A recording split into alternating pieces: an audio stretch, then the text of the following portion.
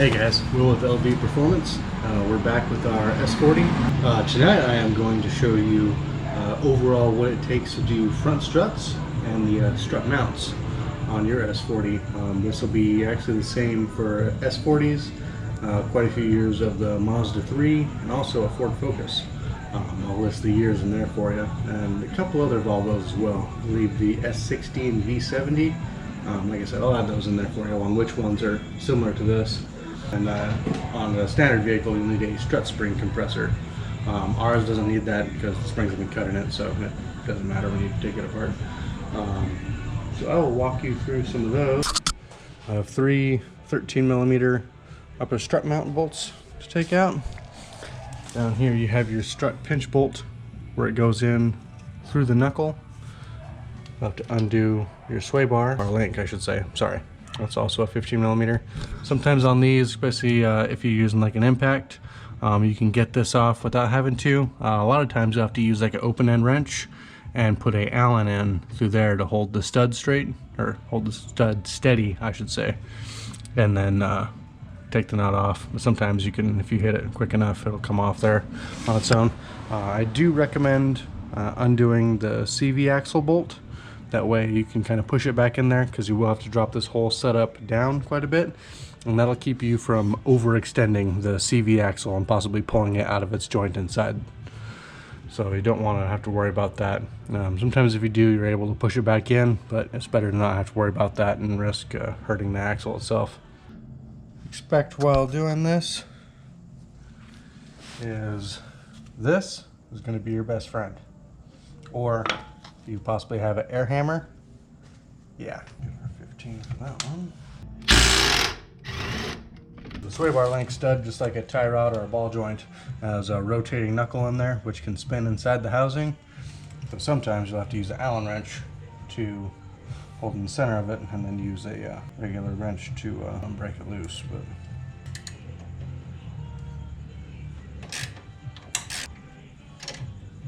brake line has a grommet that sits into the strut, so if you just pry and roll on it, that'll come out.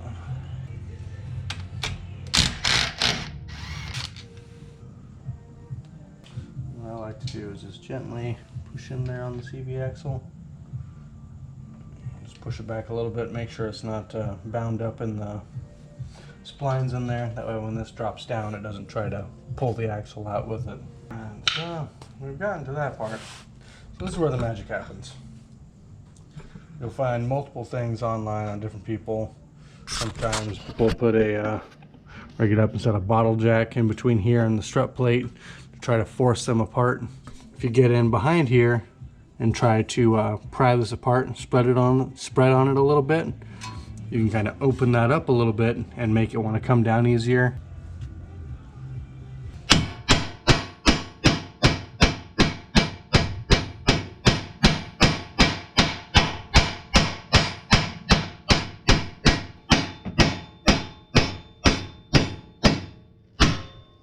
Now, I gotta tell you, this side did come apart a lot easier than the other side. Where these go into the knuckle, I pre-sprayed these with some PB Blaster. Try to soak into there, especially on yours if it hasn't been apart in a long time, or maybe they're the factory ones. They can build up a little bit of rust inside there, and it almost like welds them together. It makes it a real pain to take that apart. So, but these ones have been apart before. Like I said, I soaked them down in that, so that definitely made it a lot easier. But definitely prying on this back here to spread it apart will help you a whole lot. So we have all this portion done. All we have to do now is undo our 3 bolts up there, 13mm, and the whole strut and spring assembly will come out, and then we can work from there. Right, so right here on the knuckle, you see the kind of the split joint right between there. What I'm going to do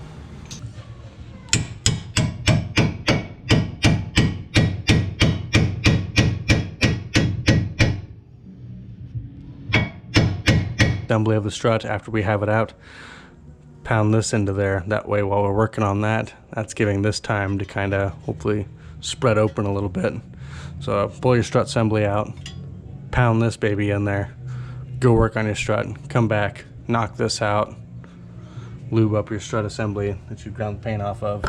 Go from there. Alright, so right here you can see one of our old struts. You can see how the paint is kind of rubbed off of it. So on yours, you definitely don't have to, but what I prefer to do, which keeps it a lot simpler, is on your new strut, from this area down, I'll take them and kind of grind off that paint, because believe it or not, it really does make a difference on fitting it back down into that knuckle. It is quite tight going back in there, so every little bit does help.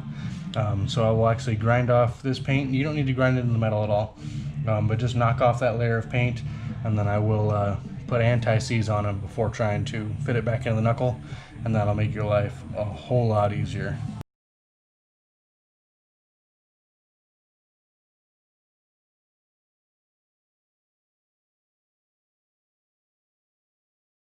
So this is the finished product after buffing down the initial shank that goes down into the knuckle.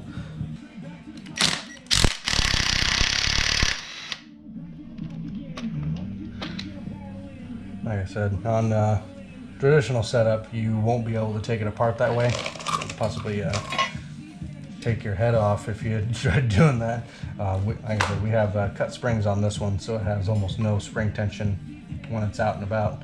Other ones you will have to use coil spring clamps. They have rental ones you can get from AutoZone. They have the two different ones that you put on there, clamp it down. Or you can use one like this, big jaw type. Or you can end up, even if you have them off, you could take them to a shop and have them clamp them and replace the springs for you. This is what was supposed to be the bearings. This is what one looks like when it's totally toast, and this is what a brand new one looks like. To be careful, these ones are kind of clamped down from the factory. Take up less room in the box. Let's just push down on those, push back on that, let it up. Pry that boot off from there. Bump stop comes out of here. Gotta kind of tighten it out. There you go. On this one, in case you're ever looking for it, I'm actually using strut mounts from a 2012 to 2018 Ford Focus, because they're about where I'm at, about $18 a piece cheaper, and they are the same mount. If you pull up the stuff, it doesn't show it to be the same one, but if you look it up, they're all sharing on the I believe it's the C1 chassis for the S40, certain years of the Mazda 3 and the Ford Focus, like I said before. So certain parts you can find a little bit better deal on.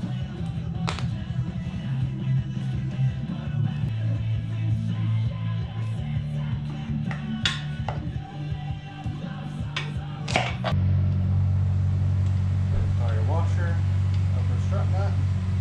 Like I said, usually you'll have spring compressors on this while you're doing this. Alright, then for getting this out of there, it's pretty tight. It's kind of like pulling a pin on a hand grenade, so make sure you safety squint. Get our strut assembly up here. Just do a little bit of anti-seize all around it. That'll help to get it into the knuckle. Get the strut assembly up into the car. And for this, on the upper strut mounts, I'll get all 3 bolts in there for it. I won't bolt it down tight yet though. That'll give us a little bit of wiggle room for this. Getting it set up.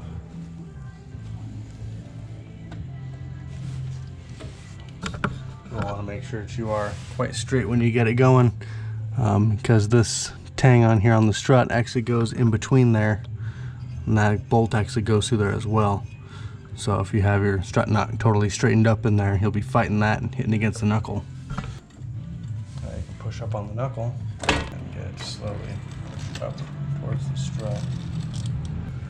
What you'll want to watch out for as well, when you start getting the strut to go down into the knuckle, as you can see, it is still at a slight angle. You want to make sure that you get it started as straight as possible while it's coming up. It will still kind of fight you a little bit, but if you're setting it up on a hard angle, no matter what, it's not going to go all the way onto there. So you will want to make sure, jack it up slowly, be gentle with it. Also, while trying to rotate and push on that knuckle a little bit, sometimes you can jack it up, get some more pressure on it, and lightly hammer on the knuckle, and that'll get it to sink the strut down into the knuckle a little bit. This one so far is working quite nicely with wanting to just slide up in there for the most part. Give it a few. You can see that. Smash that there. See how much it sunk down into there. See, we're a little bit off on there. There we go. So you turn that, look at that. Sink that down there a little bit more. Push up on the knuckle a tiny bit more. Put a little bit of tension on it. Smash that.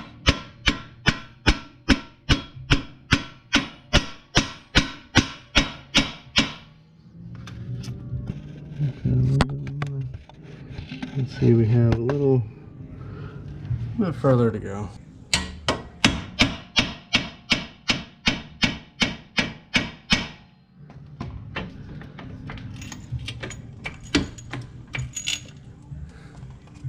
I think we're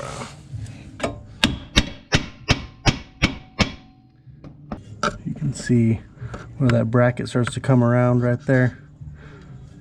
Kind of hard to see on the video, but you can see how that's pressed right up against the knuckle right there. So that's it. That's as far as it's going to go right there. So it is fully seated.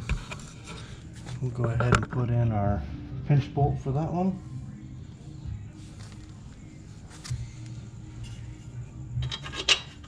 We'll want to be kind of careful because sometimes, especially after spreading that apart a little bit, it will set the threads off slightly.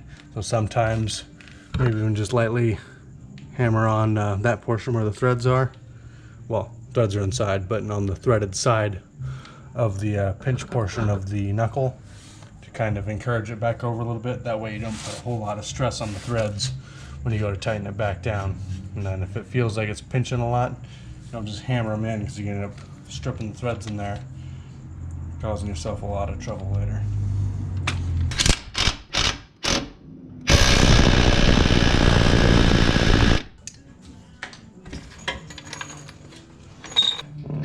Tighten our strut mounts.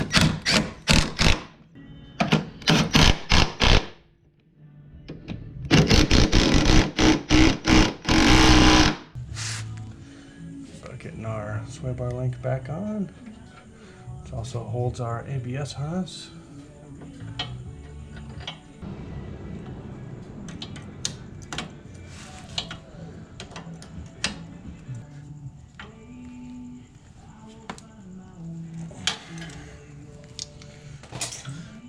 Good and tight German SPEC, even though it's a Swedish car. Slide our brake hose back into its grommet. Put our axle bolt back in. When you're done, just go through, just double check everything. Anything you touched, anything you possibly loosened, anything you had questions on, definitely go over it again. Make sure you have this tightened. Double check your pinch bolt. Double check one for your sway bar. Double check your upper mounts. This one is, struts on this car are very simple. Like I said, the hardest part is just getting them out of this knuckle sometimes, especially ones that have been there for a long time. Sometimes it'll take you a while to get them to release. But this one went overall pretty well. I'm gonna go ahead and get the wheels back on, get it back off the stands, then take it for a test drive and see how it does.